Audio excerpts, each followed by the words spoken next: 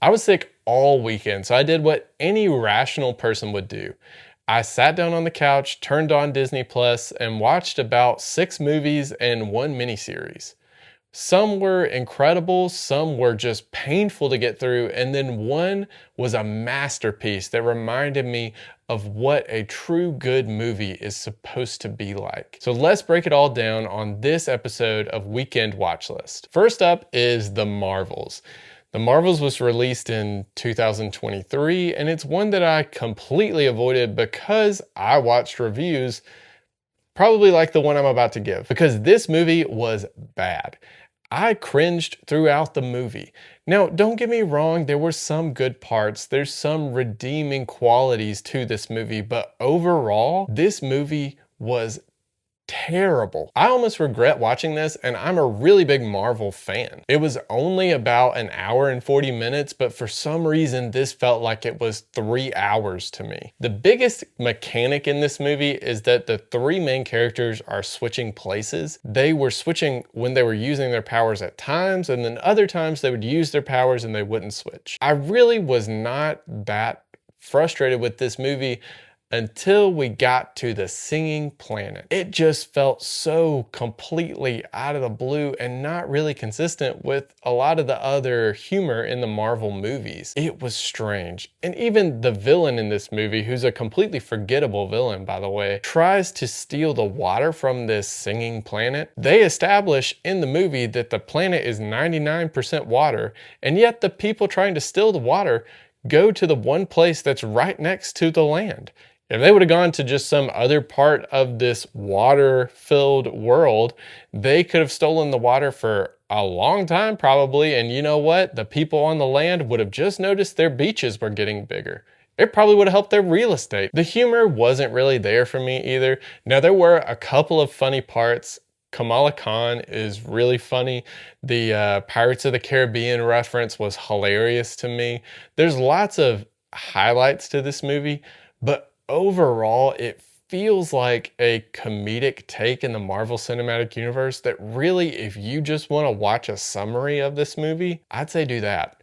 So overall, should you add The Marvels to your watch list? I would say no.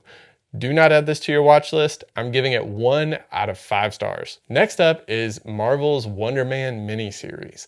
This was about 8 episodes, and it kind of revolves around Simon Williams, who's this character trying to make it as an actor in Hollywood.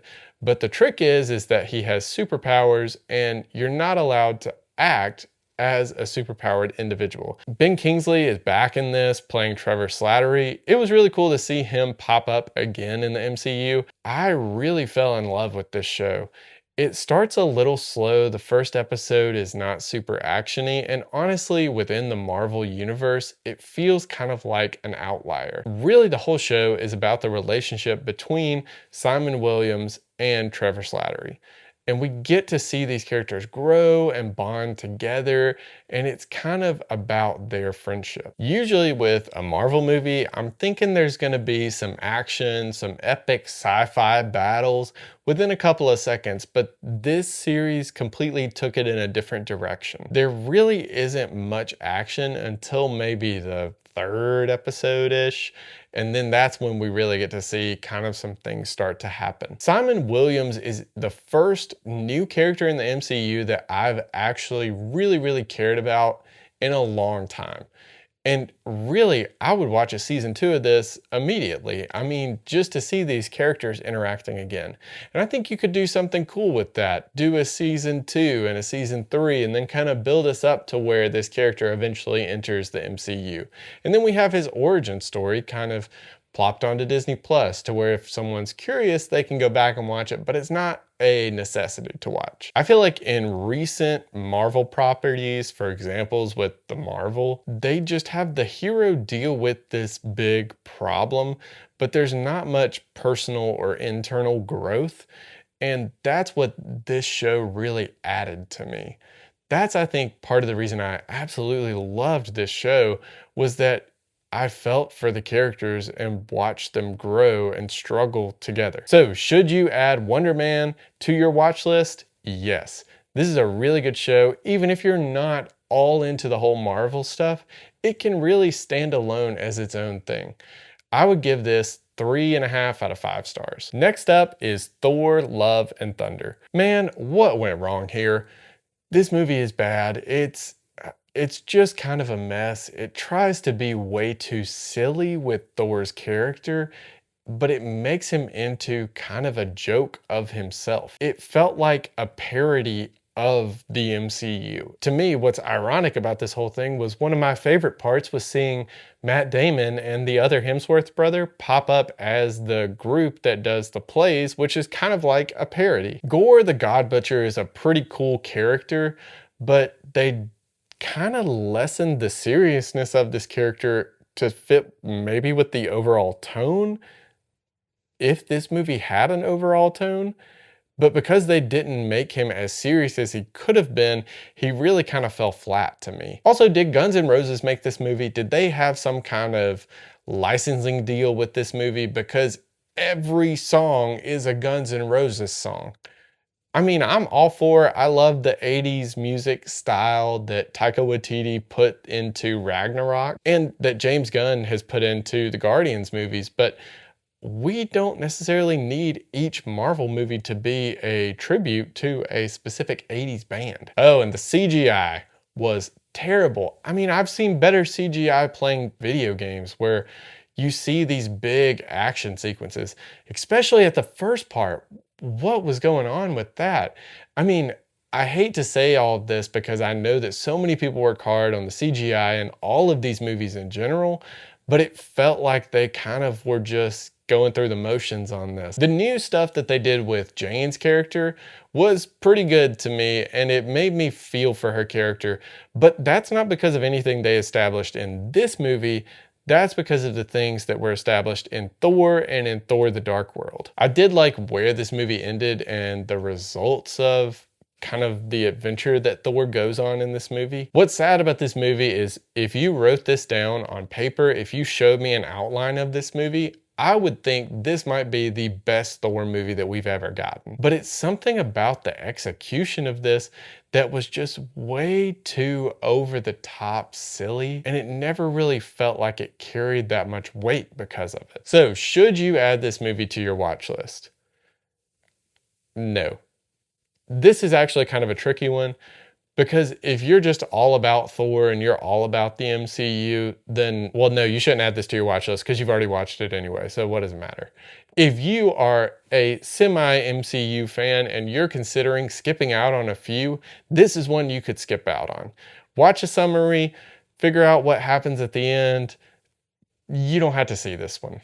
I would give Thor Love and Thunder 2 out of 5 stars. Next up is Avengers Infinity War. I've seen this movie multiple times, and to me, this may be my favorite MCU movie, especially my favorite Avengers movie by far. Every single important character in the MCU has some kind of screen time. I'm always surprised by the amount of jokes that they end up throwing in this movie.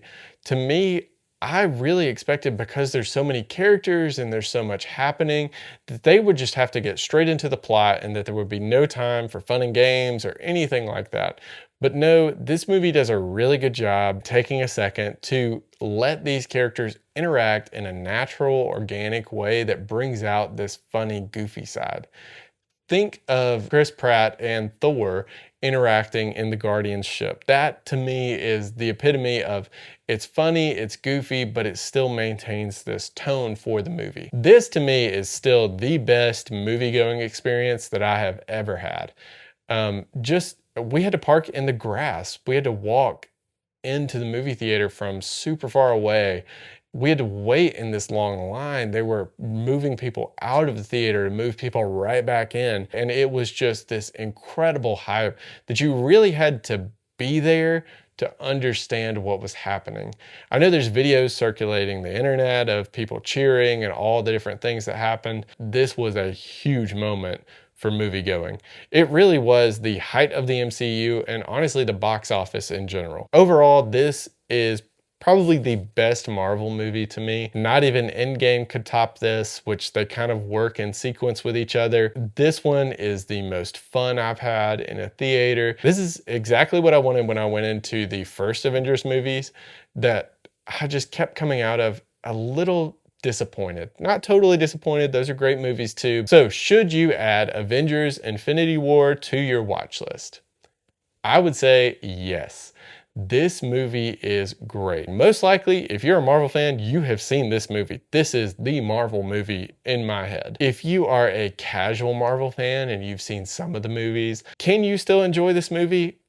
I think yes, but I don't think you're gonna get as much out of it. I think you would be better off going back and watching a few of the other Marvel movies. Overall, I would give Avengers Infinity War 5 out of 5 stars. Next up is Star Wars A New Hope. Now, this is definitely not the first time I've seen this movie.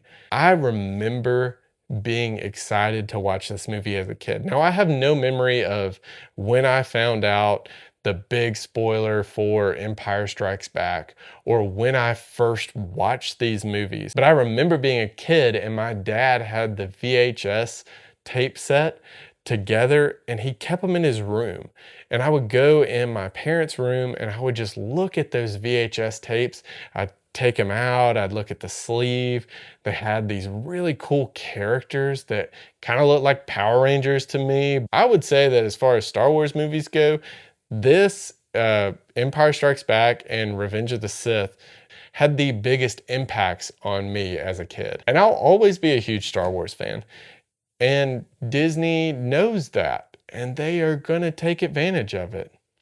But about the movie, yeah, Luke is super whiny on a rewatch. What's that flashing do? Oh, just stop. I mean, I've got to go to Tashi Station to pick up some power converters. Okay, whatever. Like, he is just kind of grates on your nerves the whole time, but I think that's somewhat the point of his character. Also, the lightsaber fight in this, it's just nothing compared to what we see later on. I mean, it's good, but because I know how much better they get as the series progresses, this one ranks near the bottom for me as far as lightsaber fights go. And for it to be the next fight after we see Obi-Wan and Darth Vader fight in the prequel movies, it just doesn't compare. Han is great. He shot first. Don't ever forget that. Love seeing the stormtrooper bump his head on the door that doesn't come up quite enough, or maybe he's just a little too tall. I don't know, but something about knowing all the ins and outs of this movie, how it was made, the weird things that they used in this movie, just makes it all the more special to me. So should you add this to your watch list? Yes. If you have not seen Star Wars, start with this one. This is the original one. Don't start with episode 1. Start with this one, Star Wars Episode 4, A New Hope. It's the original, it's the first. Start here. But know that it was appreciated because of what it did in a time period. And so measuring it up to today's standards of what we can do with CGI and what we can do with all of these different practical effects, it's just not really going to compare. But the fact that they did this in 1977 is amazing. Overall, I would give Star Wars A New Hope 5 out of 5 stars. Next up is Indiana Jones and the Dial of Destiny. This movie is pretty good. I mean, Indiana Jones is back. It's better than Kingdom of the Crystal Skull. It feels more like it fits with the original Indiana Jones movies. But the biggest thing to me in this is it has all of the action that you would expect out of Harrison Ford in his 80s. I mean, he's getting older. It's not going to be the same as watching the classic Indiana Jones movies. Some of the action definitely seems to kind of try to dance around that fact, but they don't really do it super convincingly, especially after the flashback sequence in the beginning and before they go underwater. For some reason, all that action in there, it just stood out to me that Harrison Ford is in his 80s. Now, good for him for doing this movie. I mean, he's great. I've been watching him in Shrinking. I love him in that. I love him in this. I love him in Star Wars. I mean, there's not much that I don't like Harrison Ford in. There's a flashback sequence in this at the start of the movie where we get to see him as a young Indiana Jones again. And I really enjoyed that. I thought it was a lot of fun. that was probably one of the cooler parts of this movie to me. And then it kind of drags right after that, but really picks up, especially after they go underwater. To me, that was when I was like, oh wait, I'm really invested in this movie. Couple of things, kind of some problems with this movie. There's a character named Teddy, and he gets kidnapped at one point. Kind of feels like that comes out of the blue. He's talking to another character, and then all of a sudden he's walking away, and then all of a sudden he's kidnapped, and then kind of how the characters respond to that, I was like, do you care about Teddy? I mean, were you worried about him? And the other thing is the CGI. It doesn't look very good. They spent a lot of the money on the de-aging. The de-aging thing actually looked pretty good to me, but it's the other CGI type of things that just don't hold up. Disney, don't rush out these projects if the CGI is just not done. Don't overwork these people working on the CGI. Give them more time, make it better, and then we'll all appreciate it much more. And to me, it will hold up for years down the road. The stuff at the end was cool. I'm gonna try not to give it away. There's kind of a twist. I didn't see the twist coming. And then what that twist led to was great. The backstory that they gave to Mutt's character gave so much depth to Indiana Jones's character. The way they send off this iconic character was actually really satisfying. They added in enough nostalgia to make you feel like it fits within the canon of the Indiana Jones movies, but not so much to make it feel like it is just baiting you with this nostalgia and they didn't really have a story. Now, does this ever touch the original three? No, not at all. But is this a solid ending to the Indiana Jones movies? Yeah. It is. But if you want to stop watching at Last Crusade, then you're totally justified in doing that because really that is the best Indiana Jones movie. That's my take on it. So should you add this to your watch list? I would say yes, I think you should. If you're an Indiana Jones fan, you're going to have a lot of fun with this movie. Is it going to compare to the originals? No. But it's a lot more fun than Kingdom of the Crystal Skull, and it gives you a good, satisfying conclusion to this character that we all know and love. Now, if you have never seen an Indiana Jones movie and you just want to start with one, I mean, I guess you could start with this one, but don't. Start with Raiders of the Lost Ark, or even if you wanted to start with Last Crusade, it's probably ill-advised, but you could. But really, Raiders of the Lost Ark is your starting point. Overall, I would give Indiana Jones and the Dial of Destiny 3.5 out of 5 stars. And for my final watch of my flu quarantine of 2026 is Heat. After going through all those Marvel movies that I had skipped, it was nice to see a movie that's not attached to any kind of franchise, that doesn't have some kind of greater universe, that there is no sequel for, although I think it might be in development. Anyway, yeah, it was nice to see a movie that just stood on its own. First, let me say that I cared about most, if not all of the characters in this movie. Basically, if you don't know what Heat is, it's kind of a crime drama movie where we get to hear the different perspectives of all the characters involved. So we have Al Pacino kind of playing the police officer who's after these criminals, mainly played by Robert De Niro, and then Val Kilmer kind of as his sidekick. And we get to see all of their different backstories and who they are and why we should care about them.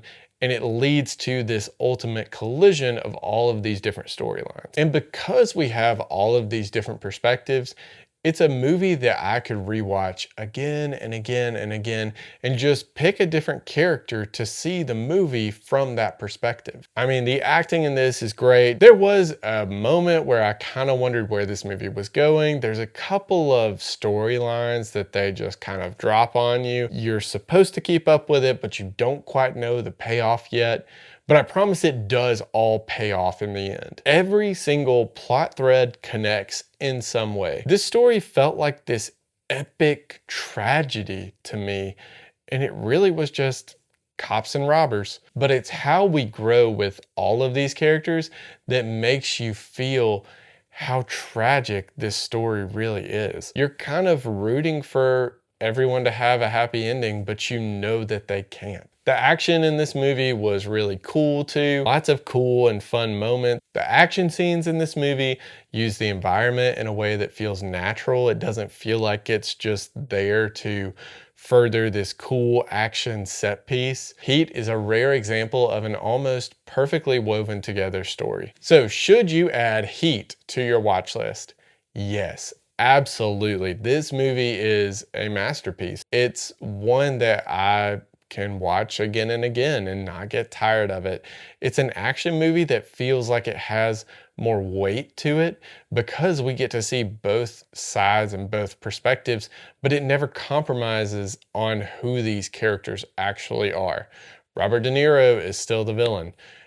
Al Pacino is still the good guy. So overall, I would give Heat 5 out of 5 stars. So hopefully you found a couple of things that you could add to your watch list.